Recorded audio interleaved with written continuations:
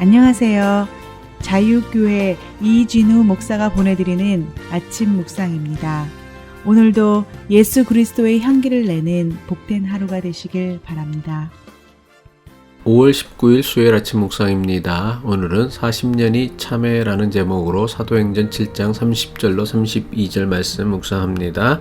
40년이 참회 천사가 시내산 광야 가시나무 떨기 불꽃 가운데서 그에게 보이거늘 모세가 그 광경을 보고 놀랍게 여겨 알아보려고 가까이 가니 주의 소리가 있어 나는 내 조상의 하나님 즉 아브라함과 이삭과 야곱의 하나님이라 하신데 모세가 무서워 감히 바라보지 못하더라.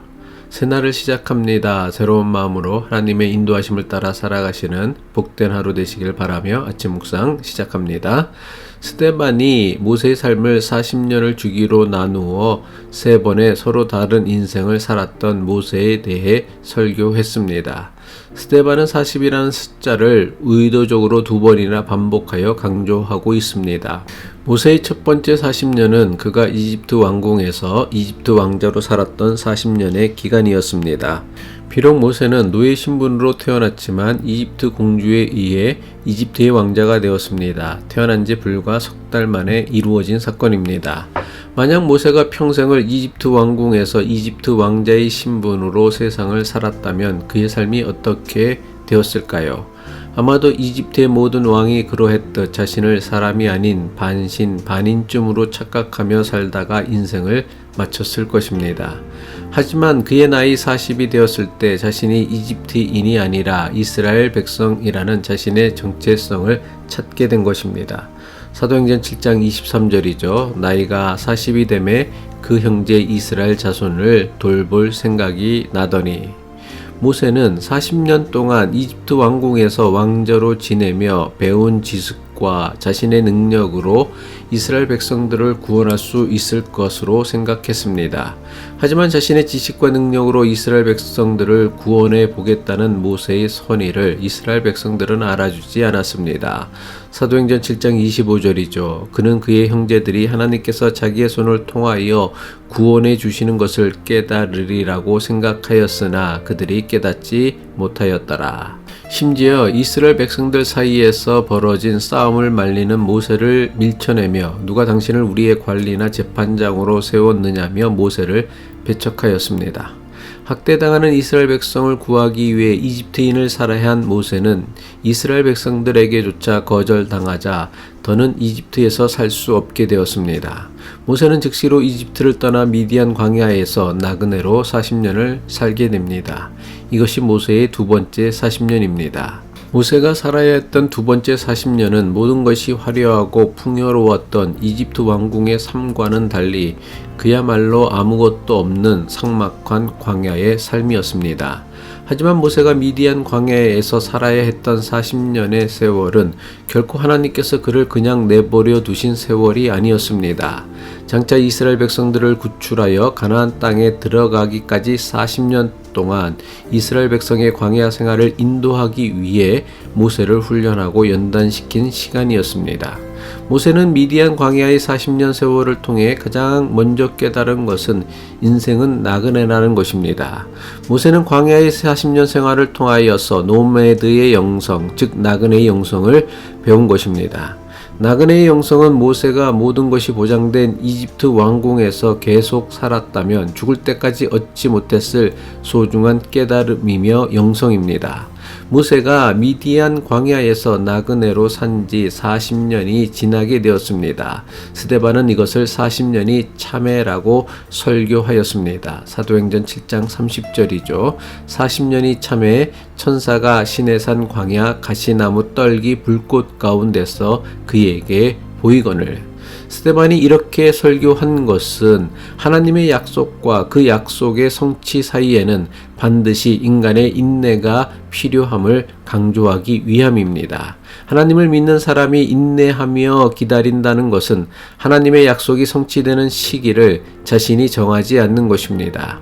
하나님을 믿고 기다리는 것은 때와 시기를 전적으로 하나님께 맡기는 것입니다.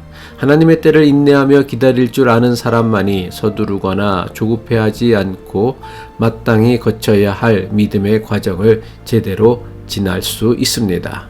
하나님의 때를 인내하며 기다릴 줄 알아야 나그네와 같은 인생에서 정말 중요한 것이 무엇인지를 분별할 수 있습니다. 나그네와 같은 인생에서 중요한 것은 인생이라는 과정을 중요하게 여기며 때론 인내하며 때론 즐기며 사는 지혜와 믿음입니다. 나그네와 같은 인생이 결과에만 집착하고 결과의 성과에만 매달리게 되면 하나님의 자녀로서 제대로 된 인생을 살 수 없습니다.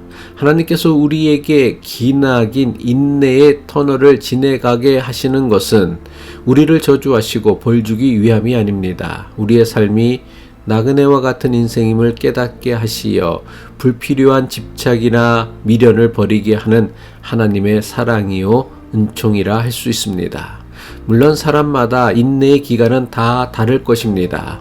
모세의 경우 그가 인내하며 기다려야 했던 터널의 길이는 40년에 달했습니다.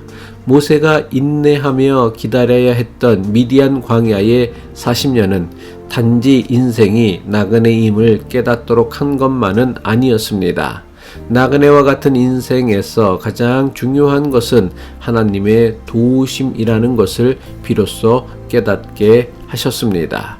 미디안 광야 40년을 통해 모세는 자신의 지식과 능력을 의지하는 사람이 아니라 오직 하나님만을 믿고 의지하는 사람으로 변화된 것입니다. 만약 모세가 이것을 깨닫지 못했다면 과거 이집트 왕자로 살던 화려한 삶에 대한 집착과 미련에서 헤어나지 못하고 평생을 괴로워하며 살았을 것입니다. 모세는 아무것도 가진 것이 없는 도망자 신세가 되어 미디안 광야에 이르렀지만 하나님께서는 그곳에서도 모세가 살 길을 인도하여 주셨습니다. 모세는 미디안 광야 우물에서 미디안 지역의 제사장이었던 이드로의 딸들을 불량배로부터 구해줍니다. 이 사건이 인연이 되어 모세는 미디안 지역의 제사장 이드로의 사이가 되어 그의 양을 치는 목자가 됩니다. 비록 미디안 지역의 제사장 이드로의 사이라고는 하지만 이집트 제국의 왕자 신분이었던 모세가 하루아침에 양치기 신세로 전락한 것입니다. 하지만 모세는 자신의 신세를 한탄하거나 원망하지 않고 매일같이 양치는 목자로 40년을 인내하며 살았습니다. 어떻게 모세가 그토록 오랜 세월을 인내하며 기다릴 수 있었던 것일까요? 그는 자신을 도우시고 인도하시는 엘리에셀의 하나님을 믿었습니다. 그래서 지금 자신이 보내고 있는 광야의 세월을 인생을 낭비하는 시간이라 여기지 않았습니다. 모세는 미디안 광야에서 보내야 했던 40년의 세월을 하나님께서 자신을 연단하고 훈련하게 하시는 세월이라 여긴 것입니다. 마침내 40년의 세월이 찼을 때 하나님께서는 모세를 부르시어 이스라엘 백성들을 구원하시는 출애굽의 대역사를 시작하십니다. 우리도 나그네와 같은 인생이며 오직 하나님만이 나그네와 같은 우리를 구원하시는 하나님이심을 깨달아야 합니다. 그래야만 하나님께서 우리를 부르실 때까지 나그네와 같은 인생의 여정을 즐기며 감사하며 인내하며 살아갈 수 있을 것입니다. 기도하겠습니다. 하나님께서 우리에게 주신 언약과 그 언약이 성취되는 사이에는 반드시 시간의 간격이 있으며 이 시간의 간격을 인내하고 즐기며 살게 하는 것은 모세가 보여주었던 나그네의 영성임을 깨닫게 하옵소서. 예수 그리스도의 이름으로 기도합니다.